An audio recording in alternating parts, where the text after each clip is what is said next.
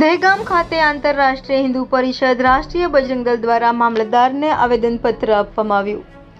દહેગામના લોકોની આસ્થા અને શ્રદ્ધાના પ્રતીક સમાન 11થી વધુ મંદિરોને નગરપાલિકાના ચીફ ઓફિસર દ્વારા માલિકીના પુરાવા રજૂ કરવાની નોટિસો ફટકારવામાં આવ્યા બાદ હિન્દુ સંગઠનો અને મંદિરોના સંચાલકો રોષે ભરાયા છે.